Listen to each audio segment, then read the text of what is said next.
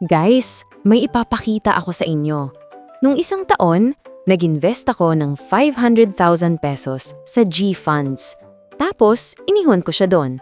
Kunwari, kinalimutan ko muna para hindi ko magalaw. Hindi ko binubuksan araw-araw, iniwan ko lang. At pagkatapos ng isang taon, may pumasok sa account ko na hindi ko kinita sa trabaho. 182,600 pesos in 1 year nang, habang natutulog. At alam ninyo yung nakakatuwa? Hindi lang ako ang kumita. May pamangkin akong nasa Dubai, si Joy, OFW. Nag-invest siya ng 50,000 pesos lang.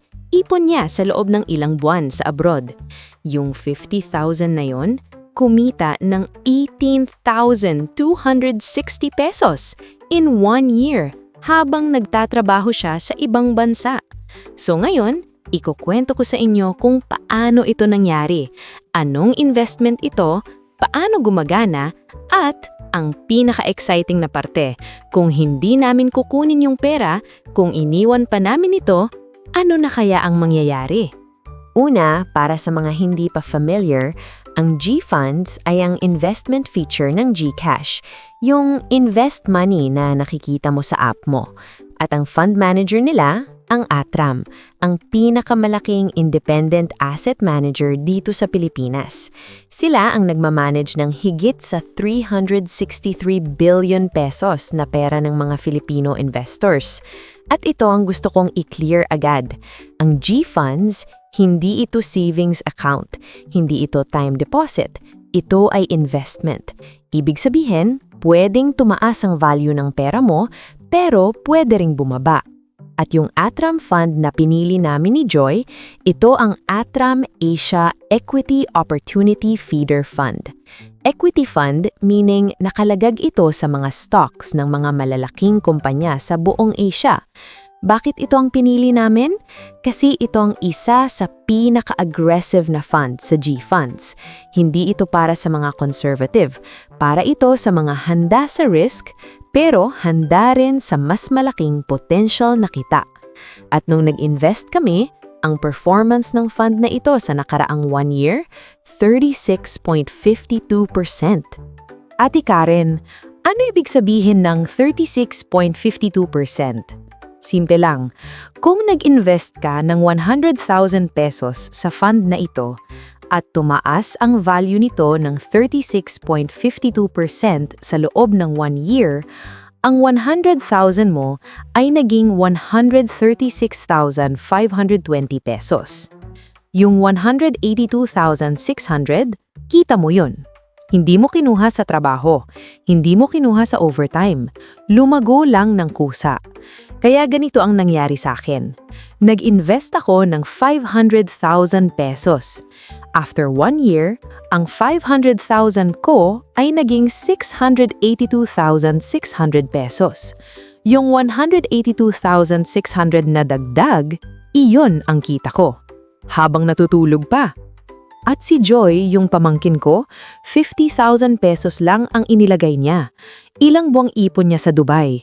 Yung 50,000, naging 68,260 pesos. Kumita siya ng 18,260 pesos habang nagtatrabaho siya sa abroad at yung pera niya dito sa Pilipinas lumalago rin ng walang tigil. Ate Karen, paano ba gumagana yung fund na ito? Saan napupunta yung pera ko? Ang Atram Asia Equity Opportunity Feeder Fund, ito ay nag-i-invest ng halos lahat ng pera nito sa JP Morgan Asia Equity Dividend Fund. Yun ay isang malaking fund na nag-i-invest sa mga stocks ng mga kumpanya sa buong Asia, sa mga bansa tulad ng China, India, South Korea, Taiwan. Ibig sabihin, kapag nag-invest ka dito sa G-Funds, naka-invest ang pera mo sa mga malalaking kumpanya ng Asia. Hindi lang sa iisang kumpanya, naka-spread siya. At ito ang importante, hindi ka nagre-receive ng monthly cash. Walang pera na papasok sa GCash mo every 15th. Ang kita mo dito, nakikita mo sa NAVPU, ang Net Asset Value per Unit. Ito ang presyo ng bawat unit ng fund. Kapag tumaas ang NAVPU, tumaas din ang value ng investment mo. At kapag gusto mo nang kunin ang kita mo, Isell mo lang ang units mo sa GFunds app. Simple lang. Ngayon, pakinggan mo ito. Dalawang tao, si Karen at si Joy.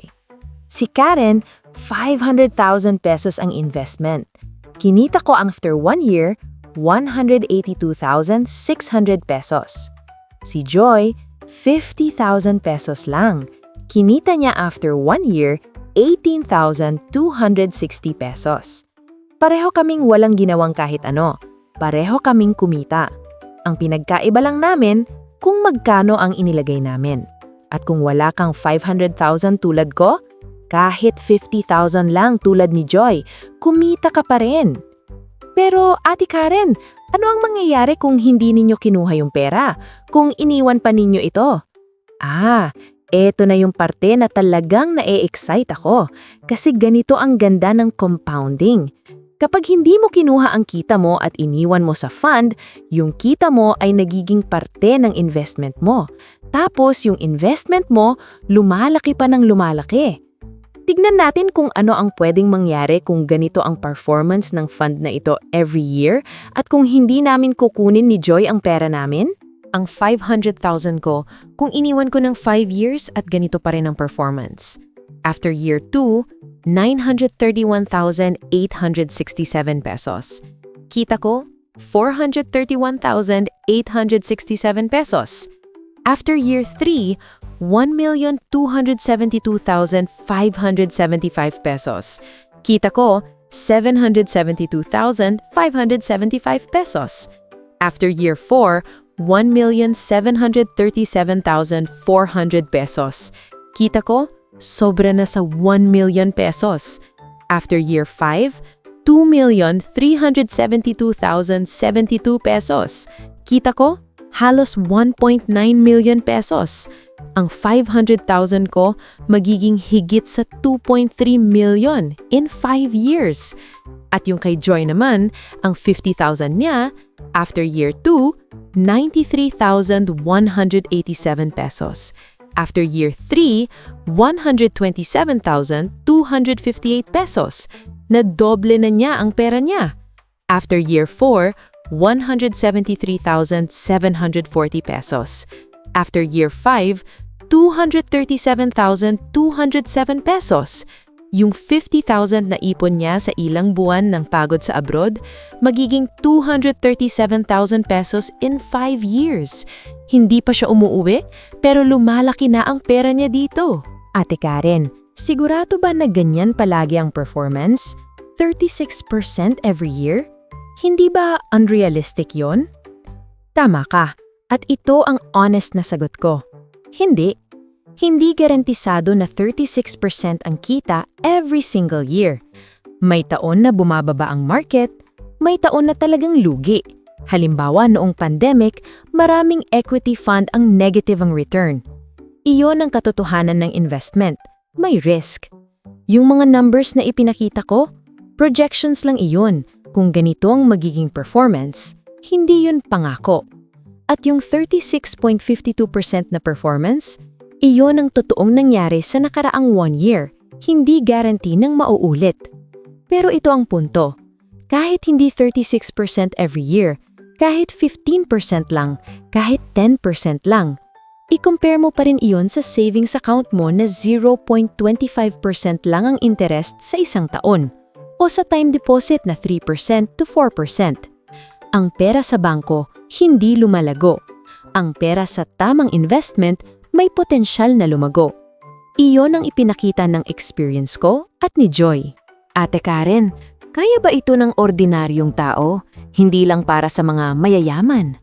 Oo, at iyon ang pinakamaganda sa GFunds. Ang minimum investment sa Atram funds dito, 1,000 pesos lang para sa feeder funds. Hindi mo kailangan ng 500,000 tulad ko o 50,000 tulad ni Joy para magsimula. Pwede kang magsimula sa 1,000 pesos. Ang importante, magsimula. Paano mo ito maa-access? Buksan mo ang GCash app mo. I-tap ang Grow. Hanapin ang GFunds. I-set up ang account mo. Kailangan lang ng fully verified GCash account. Tapos, pumili ka ng fund na bagay sa risk appetite mo. Para sa mga aggressive investors na handa sa volatility, pwedeng tingnan ng equity feeder funds. Para sa mga gusto ng mas stable, may money market at bond funds din. Kasi ito ang na-realize ko pagkatapos ng experience na ito. Ang pera sa bangko, nagtatrabaho para sa bangko, hindi para sa'yo. Ang pera sa tamang investment, nagtatrabaho para sa'yo, kahit natutulog ka. Hindi ito tungkol sa pagiging mayaman. Ito ay tungkol sa pagpapalago ng anumang mayroon ka, kahit maliit, para sa kinabukasan mo. At si Joy, natuwa siya nang malaman niya kung magkano na ang naging pera niya. Sabi niya, Ate Karen, mas masarap magtrabaho sa abroad kapag alam mong may kumikita rin para sa'yo dito sa Pinas. Yun lang, simple, pero totoo.